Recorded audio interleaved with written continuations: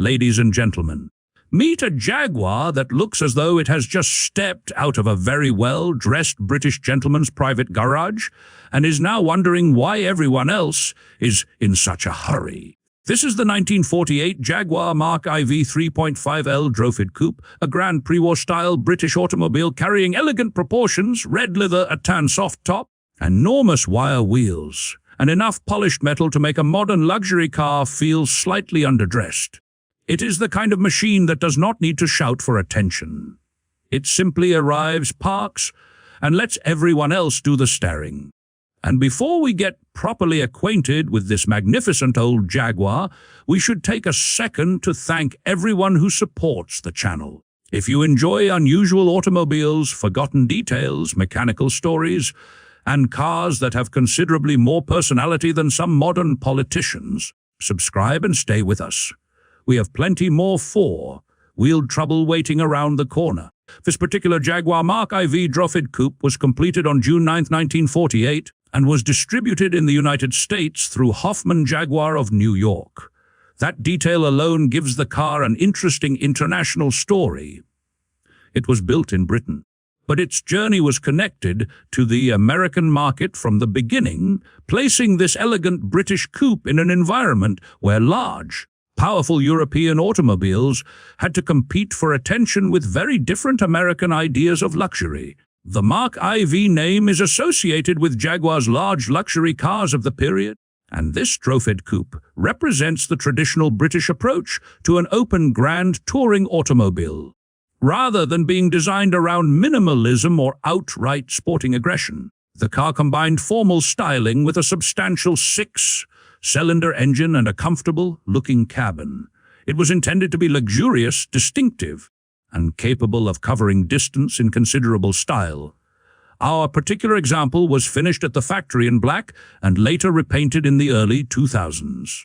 It also received a refurbishment during that period. Today, the exterior is complemented by a tan soft top and a red leather interior, creating a combination that is about as traditionally British as one could reasonably ask for without requiring a country estate and a butler. The car's history after leaving the factory is partly documented through the surviving records and the equipment accompanying it today. The current owner acquired the Jaguar in 2020, and it is now being offered on consignment by a selling dealer. The car comes with a production record trace certificate, a tool kit, and a clean Illinois title. There are also several documented mechanical updates. The battery box was replaced in 2009, and the mechanical rod-actuated drum brakes were reportedly refreshed that same year. During the early 2010s, the manifolds and cylinder head were resurfaced. More recently, fluid changes were performed in preparation for the sale. That combination of original character and later attention is particularly interesting with a car of this age. A vehicle from 1948 is never simply about what left the factory. It is also about everything that happened afterward. Owners repaired it, maintained it, stored it, drove it, and occasionally tried to improve it. Somewhere along the way, Timmy would probably have attempted to improve the engine with a screwdriver and 3 mysterious parts left over from another project. Fortunately, nobody gave him the keys. The available mileage is another reminder of the car's long life. The 5-digit odometer shows approximately 56,000 miles, or about 90,000 kilometers, with roughly 100 miles added during current ownership. However, the total mileage is unknown. So while the odometer gives us a useful number, it cannot tell the complete story of the Jaguar's years on the road. At the heart of this Mark IV is a 3.5-liter inline-6 engine. The factory rating was 125 horsepower, accompanied by 184 lb-ft of torque, or approximately 250 Nm. For a luxury automobile of this era, the engine provided the kind of substantial 6-cylinder power expected from a large British touring car. The engine uses dual-SU carburetors, a detail that adds another layer of classic British mechanical character. Power is delivered to the rear wheels through a 4-speed manual transmission. That means the driver remains directly involved in the process rather than simply selecting a direction and allowing electronics to make every decision. There is something wonderfully old-fashioned about that, especially when the dashboard is filled with Smith's instruments and the steering wheel has 4 spokes. The suspension uses semi-elliptical leaf springs with lever arm hydraulic shock absorbers at all 4 corners. It is a traditional arrangement, very much in keeping with the engineering philosophy of the period. Instead of relying on modern suspension systems designed around computer-controlled behavior, the Jaguar uses mechanical components whose operation can be understood by anyone willing to get underneath the car and become acquainted with several decades of grease. Braking is handled by mechanical rod-actuated drum brakes. According to the available information, these brakes were refreshed in 2009. They are an important reminder that the driving experience of a 1948 automobile is fundamentally different from that of a contemporary luxury car. There is no expectation that the machine will erase every physical sensation between the driver and the road. The Jaguar rides on painted 18-inch knock-off wire wheels, approximately 45.7 centimeters in diameter, fitted with Firestone branded whitewall tires. The wheels are one of the most visually distinctive elements of the car, combining the fine spoke appearance expected from a classic British automobile with a substantial diameter that gives the car an unmistakable period presence. Lighting equipment includes Lucas PL headlights and driving lamps, while the rear of the car features twin polished exhaust outlets. The exterior also carries semaphore turn signals, a system that now looks wonderfully theatrical compared with the tiny LED indicators fitted to modern vehicles. Inside, the cabin features red leather seats with matching door panels and carpets.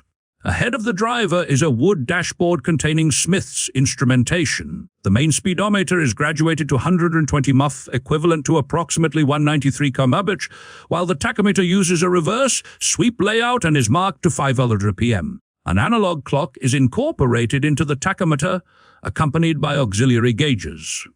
The 4-speed manual transmission sends the engine's output to the rear wheels, maintaining the traditional front engine rear-wheel drive configuration. The car also features twin exhaust outlets, dual carburetors, large wire wheels, and a full complement of period mechanical equipment that makes the Jaguar feel like a genuine product of its era rather than a modern automobile dressed in vintage clothing. The dashboard does show cracks, and that is hardly surprising for an automobile approaching 8 decades of age. In fact, expecting every surface to look as though it left the factory yesterday would probably be more suspicious than a few signs of age. Even Bob, my conspiracy-loving neighbor who thinks artificial intelligence is secretly communicating with aliens through his glasses, would have to admit that some patina is perfectly normal here. There is also an important mechanical story beneath the elegant exterior. The cylinder head and manifolds were resurfaced in the early 2010s, while fluid changes were completed before the current sale.